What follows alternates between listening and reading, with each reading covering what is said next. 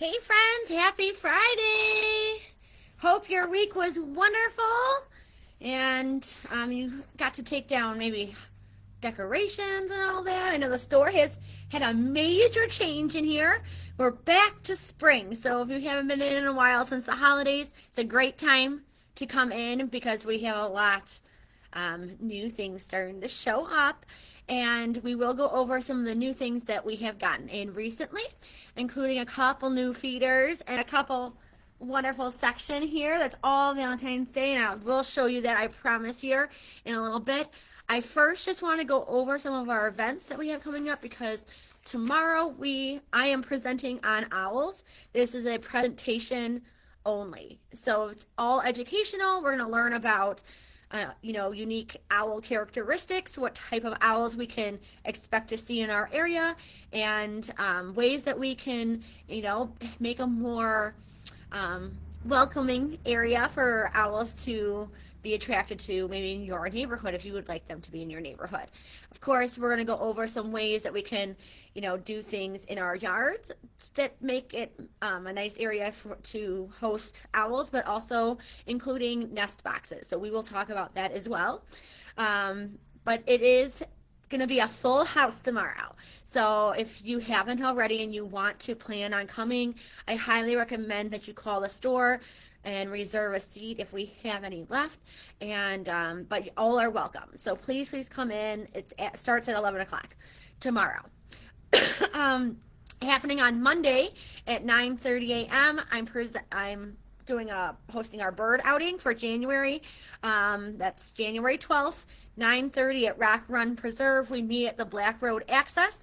So it's a great time to go outside, enjoy the outdoors, enjoy seeing the Rock Run in winter. It's always a different atmosphere if you're going from season to season. But we'll be on the lookout for overwintering birds, and we'll also be on the lookout for, all year non-migratory birds that are in the area. So really good time. Definitely dress for the weather and bring optics if you have them. Also happening in January, we have our last and final avian artistry class, and then we also have another presentation talking about the 7 simple ways that we can help our songbirds.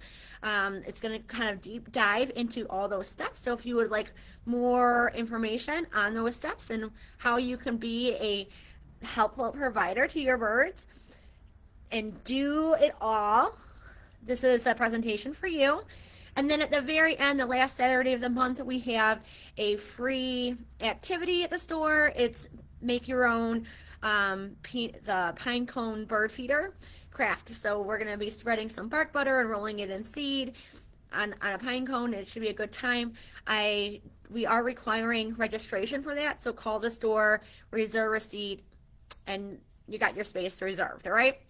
But there are other things happening in our area, and I kind of want to make mention of that. The first one is the Trailblazer. I know I didn't flip the screen, so it's going to be hard to read, I think, but Trailblazer 2026 has started. If you're not sure what it is the Be a Trailblazer Challenge is hosted by the Forest Preserve District of Will County. This is a cool way. It's kind of like an online scavenger hunt, if you will. They use an app. It's super cool, super fun, and it kind of takes you into all the preserves in Will County.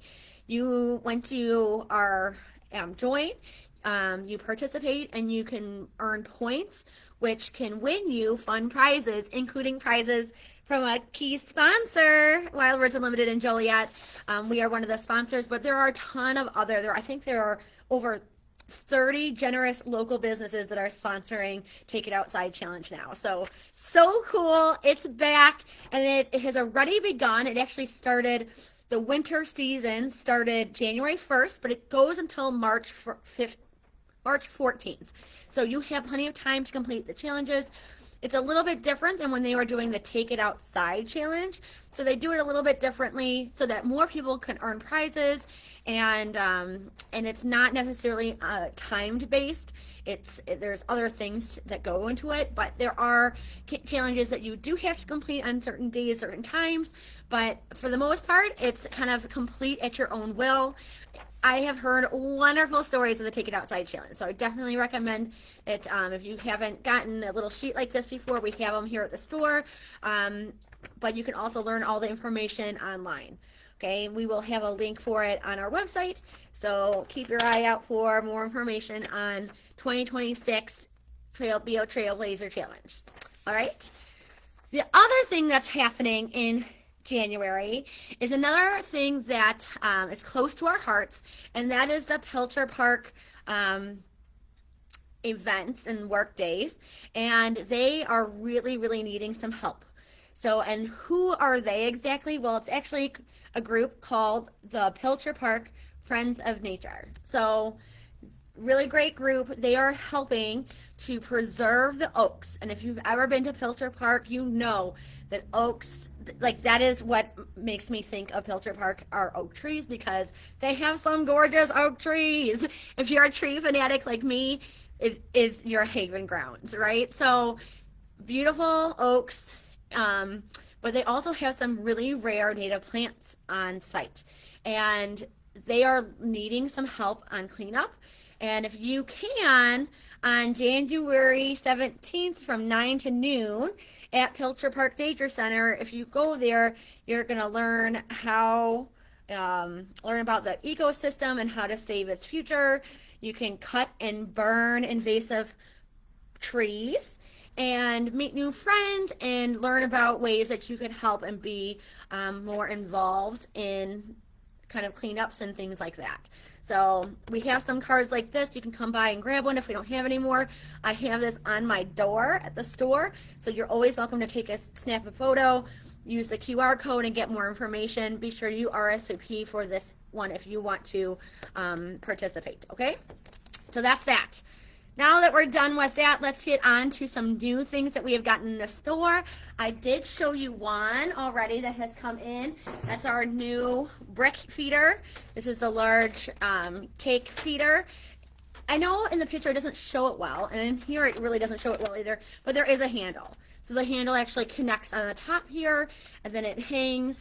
So it's really great to put in a variety of locations. I like how it has the lid. Our last one like this did not have a lid. So what's nice is that's going to protect it from that downpour of rain or snow that we might still get. And that'll keep your food, such as a woodpecker brick like this. But we have a couple of variety of cake bricks like this that fit in here, whether it be all safflower to help with, starlings and blackbirds, or hot pepper to combat squirrels. So a variety of cakes that could be used in a feeder like this. So that is one thing that has come in new. The other thing that has come in new that I'm so excited, and you're kind of seeing it behind me right here, is our new for Valentine's Day mesh seed feeder. It does have 2 perches on either side, you see that, but the space here with all these clinging locations really allows a lot of birds to utilize this feeder. It is actually a great price. It's all metal, so no chewing damage from those squirrels. It is a fly-through, and honestly, we tried a couple different blends of seeds. We tried just straight Oilers, and personally my favorite of the blends that worked in this feeder was Choice Blend.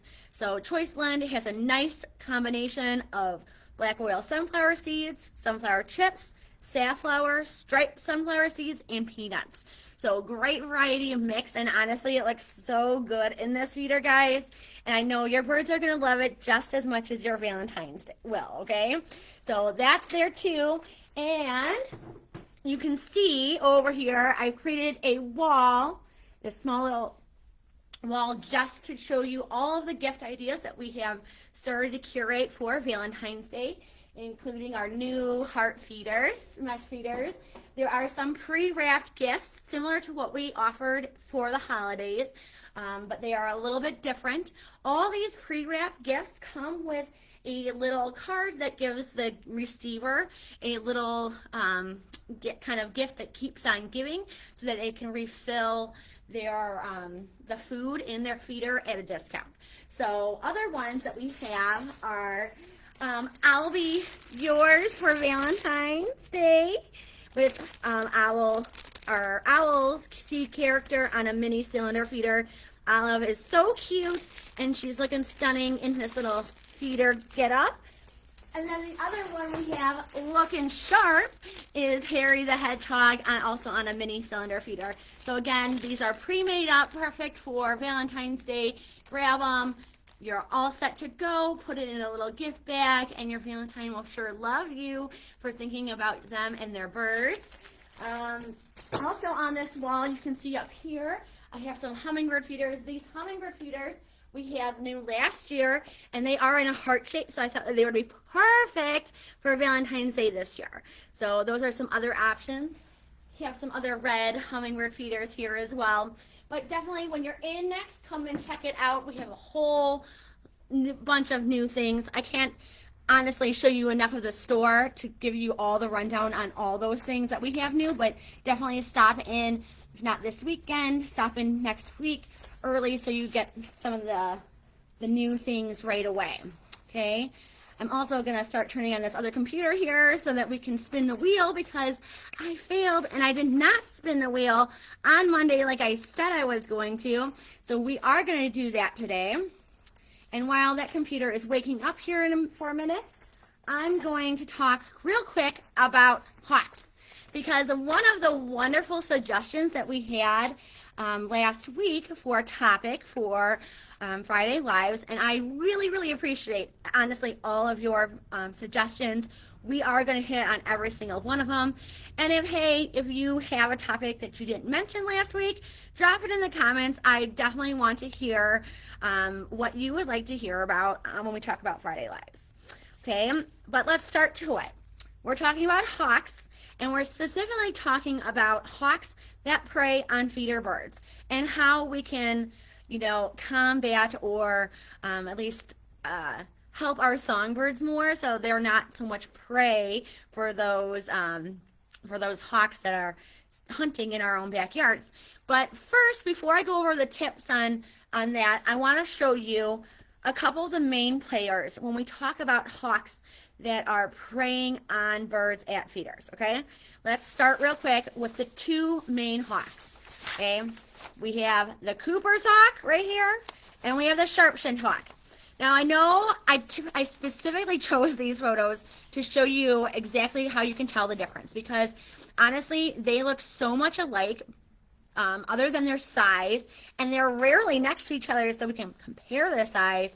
So I thought I'd show you a really good way to tell if you are looking at a Cooper's hawk or a sharp-shinned hawk.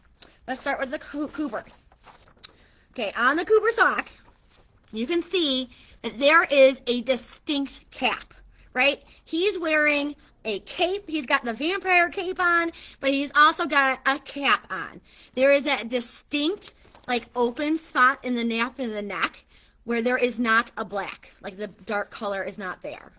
As compared to the sharp-shinned is a hood. He is wearing a hoodie. Okay, he's got the cap on, and that black, that dark color, goes all the way to his cape, right? So for that reason, sharp-shinned is wearing a hood. Cooper's is wearing the cape and hat. That is how I most notably distinguish the two when I'm looking. Because if you don't know really what one looks like versus the other, it is hard to tell. Unless they are obviously sitting right next to each other, or you can physically have seen a Cooper's hawk before, and now you know that this one is obviously much smaller. It's not a baby Cooper's, it's a sharp-shinned. These guys are adults, but they are just a smaller hawk, okay? These guys are your main guys when we talk about hawks in our backyard. They are bird hunters, all right? As opposed to our red-tailed hawks. And I didn't bring a picture here to talk about red-tailed hawks today because they are primarily mammal hunters. So sometimes I will hear you guys talk about how a hawk was sitting right in front of a hawk, and the hawk didn't even care. Could it have been a Cooper's? Could it have been a Sharpshin? Because if that's the case, they're not really going to play with the mammals.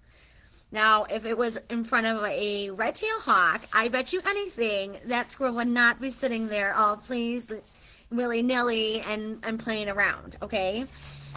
Another big contender when it comes to bird hunters and birds of prey is our American kestrel. Now, American kestrels aren't as prevalent as they once were in Illinois, but their numbers are starting to come back. But they are another prevalent bird hunter. Obviously, they're going to be much smaller than our hawks, our local hawks, but nonetheless, they are a contender. I wanted to make mention of them. Let's talk about how to prevent them, how we can keep our birds safe from birds of prey. Okay, let's talk about that real quick. Number one, provide shelter. And I know I talk about providing shelter all the time, but I think it's really important because I think that's the number one way that we can really help our songbirds, and honestly do a double take, because if you are providing native plants that are providing shelter, you're kind of getting a 2-for-1, because you're doing great for the environment, doing great by providing native plants in our native region. But really, hawks, birds that are fleeing from hawks, are going to seek shelter, and their shelter is like those dense trees, shrubs, brush piles are all suitable shelters for your bird. They are all suitable natural cover, and that's what they are going to do.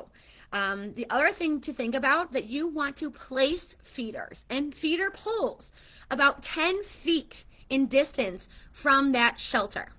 So if you have a brush pile in the very back of your yard, but your feeders are all the way in the front by the front of the house, that's not going to be a good cover, a good shelter place for birds to seek shelter, because it's too far away.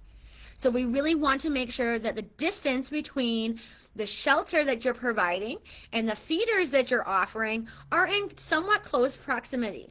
We don't want them to be real close, because we don't obviously want the hawk to sit in the shrub and then be right on top of the birds. So we want it to have a little bit of distance, but if the birds do feel threatened, they have a quick getaway to safe shelter.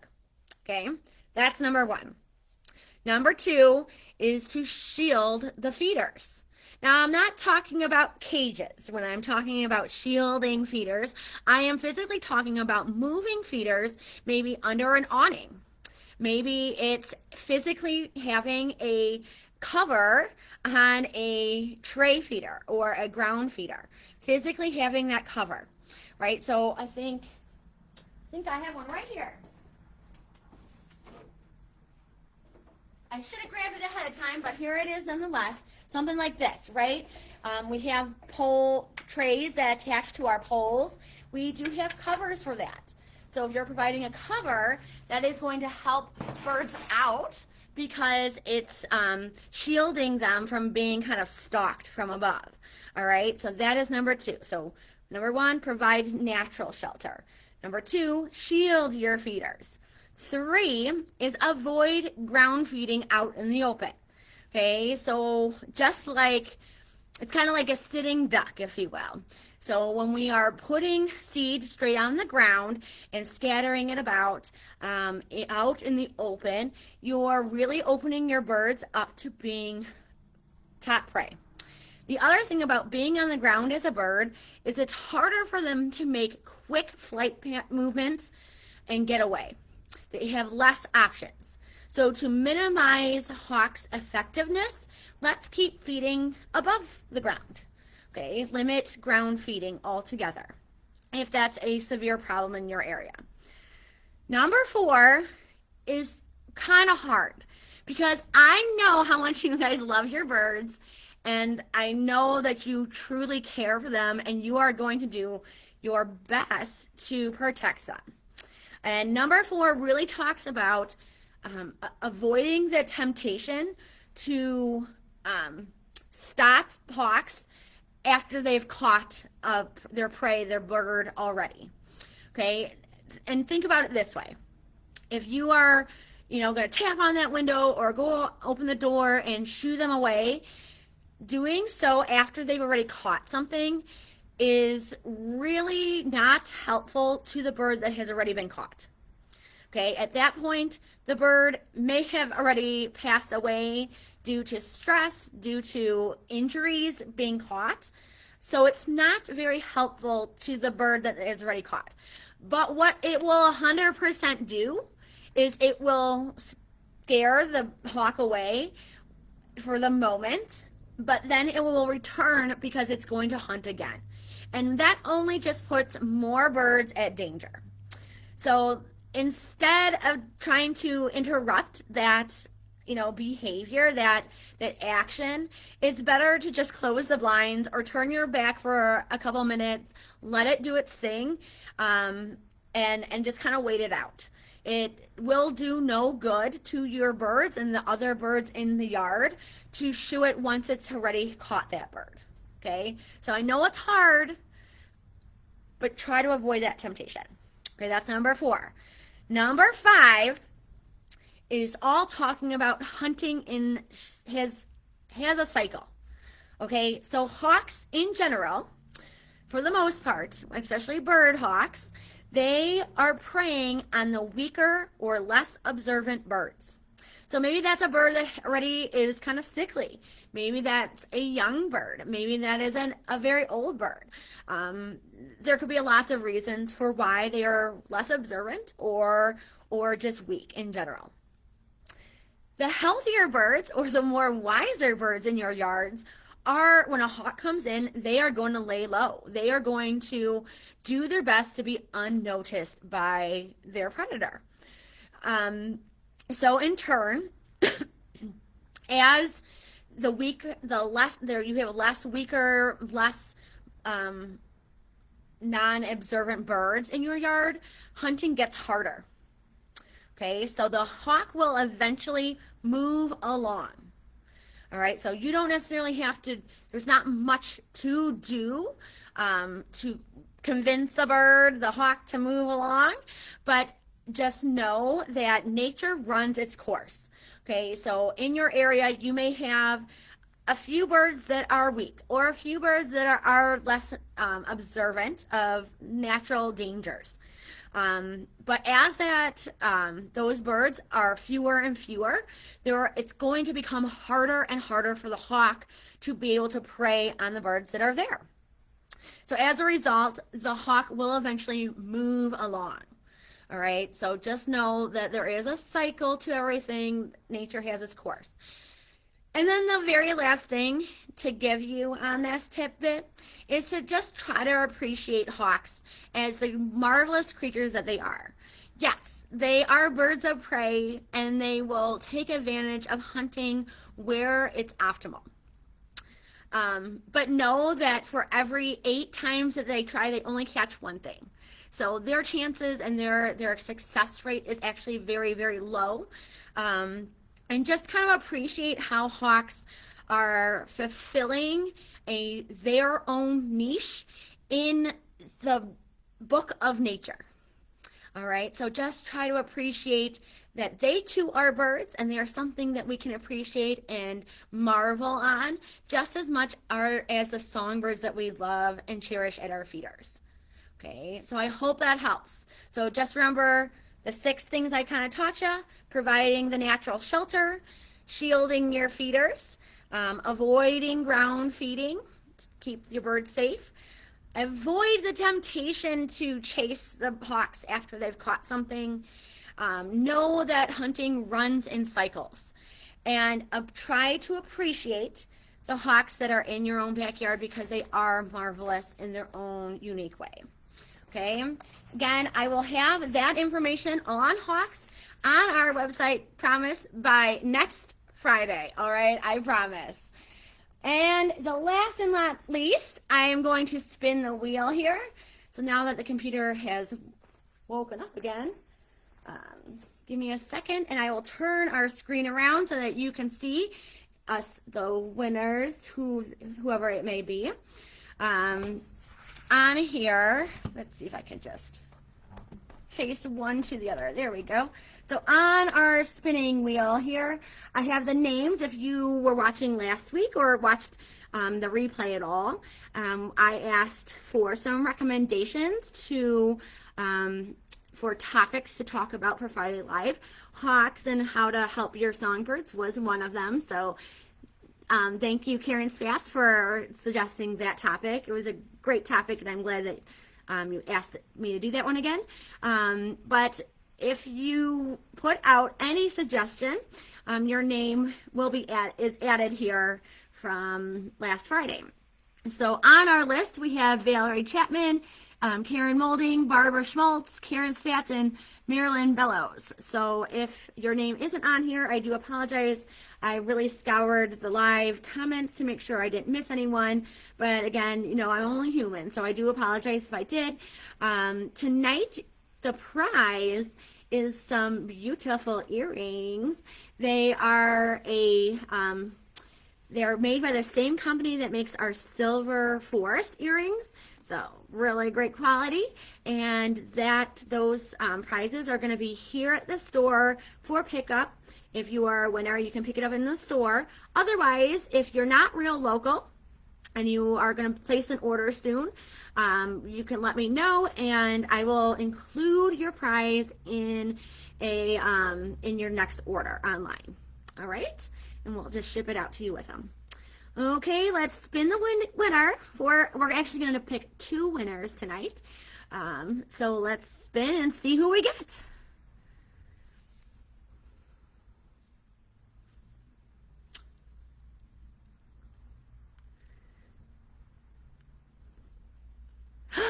Marilyn Bellows! Congratulations! You are winner number 1.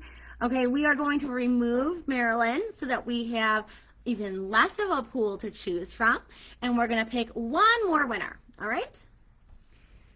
Let's see who it is.